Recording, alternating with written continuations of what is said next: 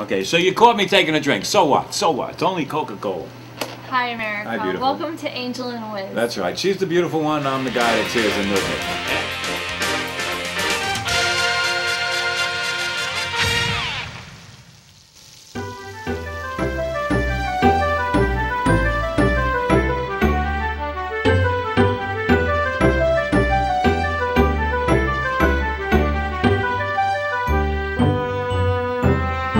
What is this now? This is Positive City. And we decided last week that from now on until the election, we're going to be positive, we're going to be upbeat, we're going to try. Because people are watching the show, these politicians, and if they're going to learn something, let's teach them something really good. Well, I don't know about last week towards the end, if we were very positive. You're Mr. Negative Nancy about the unions. No. Well, you know, fact of the matter is that, you know, well, that was last week. Yeah, last week. And you have a question to... I do have a question I need to ask you. That's from last week, but you have some things you want to talk about. Yeah, I have a couple of things I have to say right at the beginning of the show. A, we need, okay, this is not the word of the week, but it fits in. So let me tell you. Dum-dum, what time is it? It is 56 Okay, seconds. 56. This is this week's word of the week. Courtesy. Courtesy. Now there are courtesy. Even Charlie Chan understood courtesy. You know what he said? Confucius says, courtesy is the door to courtesy is the key that opens the door of opportunity. Okay? Courtesy is something that is getting lost here in this wonderful country of ours. You know, I got that beautiful letter from Jonathan saying that I was a gentleman. I have a dog that's a gentleman. He knows my dog knows more people where I live than I know. More people walk up to Bear, oh, hi, Bear. People I don't even know who they are. And they say hello to the dog. They know the dog because he's a gentleman. And courtesy, let me show you the ways that courtesy can manifest itself. It's not just being nice to a lady. It's not opening it's not just those things we come to associate with courtesy, like opening the door, taking off your hat, all other stuff, letting the girl go in first and having the chairs and all that stuff. Whistling to them outside your car window while she walks in the grocery store. Yeah, okay, stuff like that, okay? That you know, courtesy, so that's courtesy. But you know what also is courtesy? Courtesy, this was something I wanted to talk about this week, and it had nothing to do with courtesy, but it does. You know, when you go to the food store and you buy food that has to be prepared, the most important thing on that box are the instructions on how to prepare the food. And if the manufacturer, yes I have, if the manufacturers had courtesy to respect the people that they want to buy their product, they would make sure that those instructions were the simplest thing to read on the box after the name. You got the cover for the name and the picture and all the nonsense, and you got a couple of soft ends. You got the side. Somewhere on that, and it should be big enough to read without having to need a magnifying glass. There is nothing more important. You may think so, but it's like these morons that I see that have business cards that have light gray ink on a white card. Thin white gray letters on a white card. You know what that tells me? That tells me, A, either they don't want anybody to call them because you can't read their damn card, or the people that design a card don't understand what the purpose of a card is. Okay? So I'm telling you, manufacturers of stuff that we eat, have courtesy for the people that buy your product. You make money because they buy your product. And they could enjoy using your product more if you had the courtesy to print the instructions at the right size. You know, we don't have enough review by the end users in this country. And that's what the politicians are really scared about, that they are starting to get end user replies, okay, which they don't really want to hear about. So this week, the word of the week was courtesy. And that was just one. Let me put my glasses on just a second because because that's going to make you read your chicken scratch. It's going to make that stuff any more clear. Okay. Yeah, bifocals on, I can't see that. Oh yeah, praise the people, Mr. Joe. Okay, good. I want to talk about that. Things have we got the funniest stuff to do. What? This is great. It's called Things My Parents Taught Me. And I got it as an email from my Aunt Pat. Aunt Pat, she likes to send you that She stuff. sends me all kinds of stuff. I love her to death. And she's a real... Hi, Aunt Pat. Thanks for all those emails. Okay. Now let me see. Okay. So no. So we'll get. Oh. Last week we had on a song with Legolas and I called "When I Was Young." I have to switch all of my paperwork. Okay, now because I had everything. Mr. Joe was supposed to be on last week, and we talked so much we didn't get a chance to put him on here. Sorry. No, I'm not complaining. I'm just mentioning it. But I want to know. You know how we have a tendency on this show to praise people, just people for doing good and decent things. There's a man who used to be on Channel 9 in New York City, WOR-TV Channel 9. His name was Joe Franklin.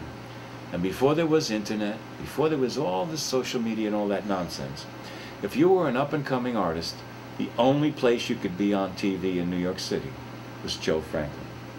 He was there for people. He had people like Tiny Tim on. Nobody would go near Tiny Tim with a pole. Okay? And a whole host of other people on his show called Memory Lane.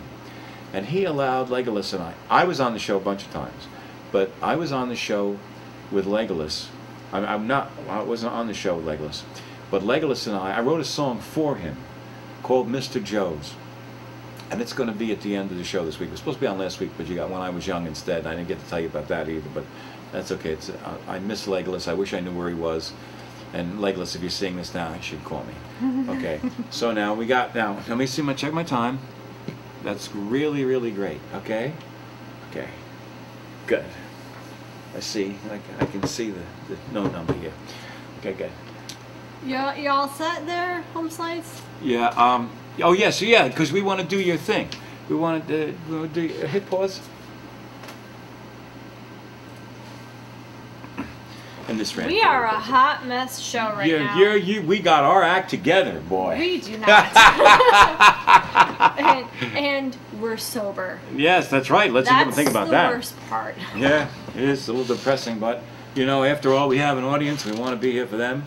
Now, let's talk about your political. Oh, what time is it? What time is it? It's about 6:50, right? 6:56. Okay, 6:56 for last politics. Week, we engaged in a conversation about Common Core again. Right. And it was a little bit of a heated debate. I'm just catching up our viewers. You can just keep writing your stuff down. Okay, very good. So, I never got to ask my question because I did have a question about that. Yes, and based on all of the stuff that you have learned from me telling you about Common Core and that stuff that you read, believe me, the brain scan part I'm a little iffy about. Okay. And don't you read your own articles? No, I didn't read that article. Oh, you should. I sent it to you because I wanted to. I was brain Common scanning, Core. and I was like, yeah, it was a little. I'm telling you, a little out there. The guy that was upset about Common Core has been good for us. So, how, if you were president, or when you become president, how are you going to change our education system? Well, I can tell you this first. The world is safe. I'm never going to be president because nobody would ever elect me. That's not my question. Okay, but I would share with you that if I was president, what I would do is I would come to you and I would say, Tink, I want you to select a working group, a manageable group of teachers. Okay. No administrators. I want to know nothing from them. Okay. Okay? Teachers. Put them together, and if you want to do it by subject, or if you want to do it by, whatever, I'll put that in your hands. I'll say, you get them together, you talk to them, and you come back to me with their recommendations, and we'll see how many of them we can do. Recommendations for what? Like to make our education the way the American people expect our educational system to be the gold standard, and it's not. And I want to know, what do we got to do to get it that way? I mean, in Chicago, they're closing 54 schools. Yeah, when Obama came into office in Washington, D.C., he shut down charter schools because he had to deal with the union. But what I'm saying is that's not positive. We know that that's happened. The 54 schools and closing in Chicago have nothing to do whether they're charter or not. Oh, no, that was just Washington, D.C. That was just a footnote. Oh, there is a $1 billion budget something in Chicago. Now, how do I phrase this in the most positive way? It seems like almost all the states with problems problems How will you fix education funding? Democrats. No, not all the states. Most of the states that have problems. This state that we live in is a hot mess with education, and it I'm talking about the overall. I'm talking about the overall states that have a bad fiscal policy, that have bad things set up, and are in bankruptcy. What would be your policy on funding education? Well, we're already putting a lot of money into it. I'm curious about where the money's going. So the first thing I'm going to do is I'm going to find out where the money's going. I'm going to look at the money that we're spending, and I'm going to see who's actually receiving it. And if it's not getting to the teachers, we're going to remove that layer. Okay. Okay? And I would say to you... Aside from like your building management and funds and, you know, there's basic necessities, but... Yeah, but there's a difference between basic necessities and having everything you want. You know what I'm saying? Okay? We're living in a time where one generation can only accomplish so much. We established that last week. Get ready to start hearing that crap now. Okay? Everything we do, we hear. Okay? But anyway, the point I would make about that, and the lesson is, did you notice I did not come back to you and say, I would do this? Right, no. Okay? I would get the people that are doing it and talk to them and ask them what, and then what I would say to you is, let's say you came to me, you had, let's just say because you want it to be workable, you got 30 people, okay? We're this hyper, we're just talking, right? Okay? And they come up with, because this is the sky's the limit phase, right? They come up with 100 things they want to change. Oh, well, I might very well come back to you and say, give me 5 of the top that you really need change, and those are the ones that we'll work on. And then we'll pass the rest of the list on to the people that follow us. But the point that I'm trying to get home is that anybody, every time you ask a politician a question, they all tell you what he's going to do. Never do they ever tell you, well, I don't know personally what to do, but I know how to find the people that do know what to do. That does bother me. Right? And that is, well, that's because nobody's had the it really, and it goes back to the debates and stuff, and whatever they're talking about birth control. Right. Like, it just annoyed the crap out of me that a male politician was going to tell me what I can do with my body. Do you know what I mean? Well, I don't think anybody should tell you. But that's what they were doing. Right. And now, if it was a female politician, you'd cut it more slack. I'd still be aggravated. Right. But just a female. She knows a female politician knows a female body. Yeah, fine. Do you know what I mean? Yes, but she also still has no right to dictate from there and it's down here. So annoying. And that's annoys me with that. But anyway, back to the education. And also, you want to keep in mind that sometimes things like that, and that's how it was used in the last election. There was no issue about birth control. There was no issue about abortion. None of these things were an issue. We were concerned about the economy. This was not an issue. We wasted all of our time on it. And you know why we wasted our time on it? Because the media decided it would give the Republicans the most trouble. So they made it an issue. They made it an issue. Nobody cared about contraception. Nobody cared about that girl, whatever she was, Fluke, whatever her name is. Okay? Nobody cares. And you want to know something? Nobody still cares. Okay? But again, because the Democrats have found that it's something they can use against the Republicans, and Republicans don't have enough brains to stand up and say, that's not the issue. They say, yes, it is, it is. And you see, when you got the media out there churning it up every day and every day, you know, and now, you know what's happened? Obama, because nobody has checked him, has managed to waste $6 trillion. Interesting thing about the birth control, I know we started talking about education, but a little side note story. Sure. It's our show. So at there's a hospital that is run by the School Sisters of St. Francis. Right. It's a Catholic nun place. And they, when all of this birth control hoopla came about, and religious health insurance and Obamacare, whatever that issue was, this hospital told their doctors that under no circumstances are you allowed to prescribe birth control. Period. Right. Like, whatever the reason, no. Right. And so the doctors, specifically the obstetrics and gynecology doctors, left the hospital. Okay. They said, we're not going to fine. Well, now the hospital, the obstetrics and gynecology unit is having some issues because there's not enough women. They're having staffing issues and budget issues because the doctors aren't there. Like, you know, there's doctors that are Right. at the hospital, you know, because they go to the hospital, but there's what they call like the hospital group. Staff? There's like a hospital group of doctors Right. that are contracted with that. Yes. Their contracts expired at the end of the year, and they said, we're not renewing because of this policy. Right.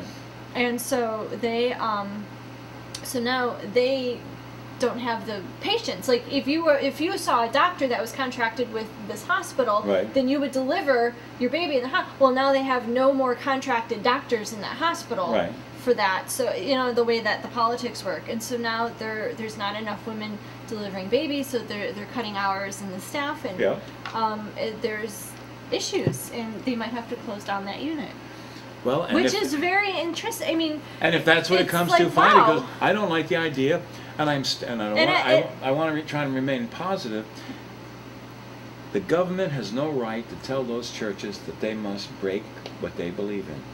That is not America. I will tell you this though. Totally unacceptable. It was not an issue. It was not an issue.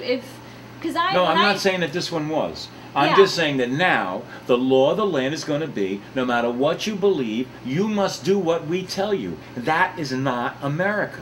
That is I'm not familiar with America. that. The issue here, there wasn't an issue about prescribing the birth control up until whatever media hoopla happened with That caused it. Yeah, with the religious, and all of a sudden they were like, you cannot. And the nurses who were, you know, being told all this information were like, what? Like, Well, we've our and doctors unintended have been, consequences Yeah, it was just so of the bizarre. media hoopla. Yeah. Well, and It was just an interesting little side note. I am about- very, and I about also, how media and politics trickle down and have the weirdest effects yeah, on and people's negative. lives. They're never good. I shouldn't say they're never good. They're good.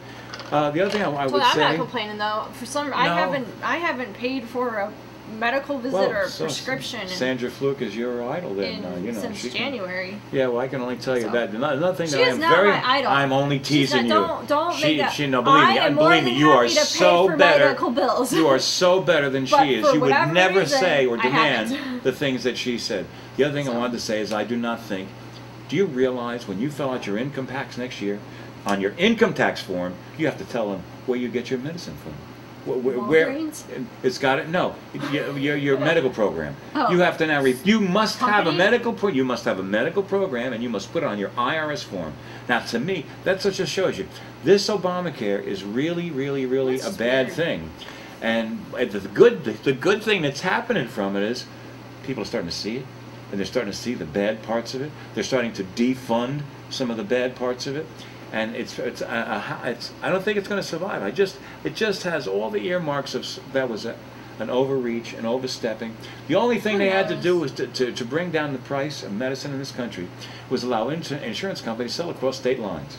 So I can buy I can buy from a state that offers a cheaper program, Oh, it's and they like- can offer there they can offer a cheaper program because their groups don't have the same demands. There was an article in Time magazine that I have not read, but I want to read it. And Like it was better like a not to read it, but go ahead. It's It's a in Time. 13-page article Right. about insurance companies and hospitals and how all of that, the true nature of it. And They have no concept of what the truth no. is. I think from what I have, the reviews I've heard about the article. Yeah, that's just, the other look other at you people that are being- just as crooked. No, I think that it's a very interesting article, and I think I really want to read it, and I think you should read it too. Well, if I could find it, I'll make you read it. Okay, and then we can talk about it. The only thing I Yeah. would say is I have never found time to be a source of information that was reliable. And you know, they have the Times, this newspaper that everybody, you know, bows down to, the old gray lady. Well, The New if York I was Times. This is Time magazine, not the New York Times newspaper. same thing. Same publisher, same company, same propaganda mill, same thing. And they put it in the news. No, Time, hear me out. Life, They put it in and, like- Time, Life, that's it. It's all the same thing. Okay? They put the stuff out in the newspaper for the daily, they put it out in the magazine for the weekly, and they probably have a monthly thing too. It's all the same garbage by the same people. They all believe the same things. I'm They gonna don't find allow that anything. insurance article. You go right ahead, because I'm sure that it's the insurance companies that are so bad, and the hospitals, they're probably criminals too, and everybody in government is just wonderful. And if we didn't have the wonderful people in No, government... I don't think it's that. I know You that read what it. they were talking about is why is the insurance process the way it is, and Probably because of government regulation. And the example that from the snippet I got. Look at. Yeah, they talked about how insurance prices in one hospital, premium, like costs of medical care in hospitals itself. Right. Why is it that I can go to hospital A and have a procedure done, right, and it's going to cost me $400? Right. If without insurance it costs me $400, right, and I go to hospital B, same exact procedure without right, insurance, and it costs me $600. Okay. What's the difference between the two? Okay. And why are they priced that way? And then why is it that the insurance, and like who? This whole process. It's like baseball teams. I don't like baseball. It's boring. Oh. We're talking about business model. Okay. Okay. But we get past the bases and balls. Thank you. Mm-hmm. Some hospitals are in markets that can afford more. They can pay more. They have better surgeons. They have better care. They have, okay? That's how life is. If I'm in Glen Cove and I'm not in Manhattan, I'm going to pay less for my service because I don't have the same, might be the same procedure. It's not done by the same hands. Okay? So they're paying their doctors more. You're getting you're getting a theoretically a higher quality. I'm not saying that you are, but you've got to keep in mind that these are the kind. You go ahead and you read your article, and I guarantee you, the standard liberal players. I don't want to get into conservative and liberal. When you hit me with conservative last week, I really wasn't ready for it. I was trying to be nice, neat, and clean. But then you go, I'm a conservative. I'm a conservative. You are very conservative, I and am. you have very conservative views, and right, sometimes I think that they just go extreme. Okay, but and I feel exactly the same way about the liberals. But they live on the extreme. They never come in. They can't compromise. I'm more liberal, but I am definitely not on the extreme. No, you're not an extreme. The only reason you've survived on this show is because you've got enough brains to listen to the truth. So let me translate. The only reason that you've tolerated me for so long, for going on to 3 years, is because I'm smart and pretty. Yeah, that's good. Okay. Yes, because you're smart and pretty. Because we can talk about things, and you have the ability to learn. You don't come in, and you don't come in and say this is black. No matter what you say, it's always going to be black. And if it ain't black, I don't care because I'm calling it black. But don't you think that you're like that sometimes? Yes, but I'm never wrong. close. Well, that goes what I'm saying. No, but I never close. You talked to me about the Common Core. Didn't I listen to you? You did. I had to tell you to listen. Okay. To you. Yeah. Okay. But the point of the matter is, I don't come in with a preconceived presentation on everything. Some things we know are wrong. Some things are not right. When a union guy doesn't want to contribute to his pension, he's wrong. I have to. He has to. If I have to pay for, and I'm in the private sector, he's in a public union. They're the big ones now. All the private unions are just almost gone. Let me talk about this. No, but 1 second. I'm saying anything that's good enough for me in the private sector is good enough for them in the public sector. And that's what killed Detroit. These unfunded mandates and agreeing to all this stuff. And when the Democrats stand up, and I'm sorry I have to say it, but it's the truth. When they stand up and they say, we can't change Social Security, we can't change Medicaid, they're lying. A, number one, because Obama just stole $700 out of Medicare, and he's going to do whatever he wants. And B, unless we work together, we make no progress. Okay? And the Republicans have gone out on a limb. They've said, we're willing to do this. Here's our plan. The Democrats didn't provide a budget for 4 years. That's totally irresponsible. It's against the law. These guys should have been put in jail for not doing their budget. What do they have to do? They sit around up there and try to make laws to make our lives harder. Okay? Their job that's what their job is. They're supposed to do. The Republicans, on the other hand, in the House, they turned out a budget every year. They took all the harassment from the media because of things that they suggested, but at least they suggested things that would help. I mean, that's the important. Wow, we're really blowing right along. Huh? We got 24, 25. Yeah, 24.25. So we got about 30 seconds left. And the second week in a row, we didn't do the things I learned from my parents. And it's just the funniest thing. I thought we'd have a couple of funny shows. It'd be funny, it'd be different. No, I came in and I was... Yeah, and it was still positive. So we're staying. Next week, I promise, we will do things. It's just a great email I got from my aunt. And that'll be on show 107. We'll start with things my parents taught us because it's funny, and it's really, I can't even do one. Okay. All right, folks, do something good every day and volunteer at your local animal shelter. Bon appetit. I wrote a song for a gentleman who impressed me as one of the few people in this big, big apple who really cared about the little man, me. It meant a lot to me then, and it means a lot to me now. 1, 2, 3, 4.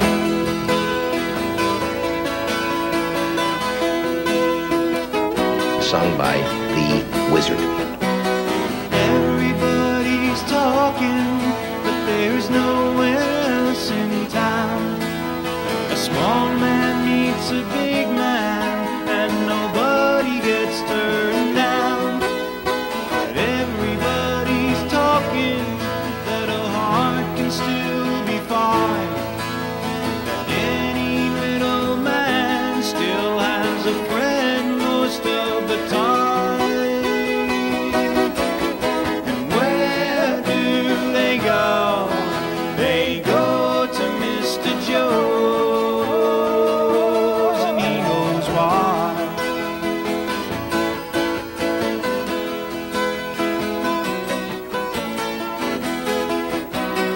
Everybody's smiling that there's still one place around. A small man meets a big man, and nobody gets turned down. And everybody's seeing that a heart can still be fine. That any little man still has a friend most of the time. And where do they go? They go to Mr. Joe's, and he knows why.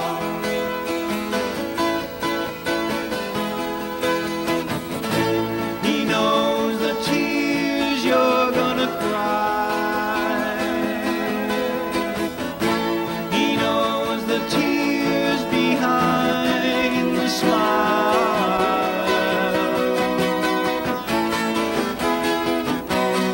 Everybody's seeing that there's still one place around.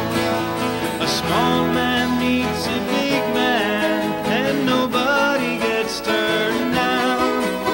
And everybody's seeing that a heart can still be fine. A heart can't be no bigger if it lasts through all of time. And where do they go? They go to Mr. Joe's. Where do they go? They go to Mr. Joe's. Sung by The Wizard. We go to Mr. Joe's, and don't you know he knows why? And sung by The Wizard.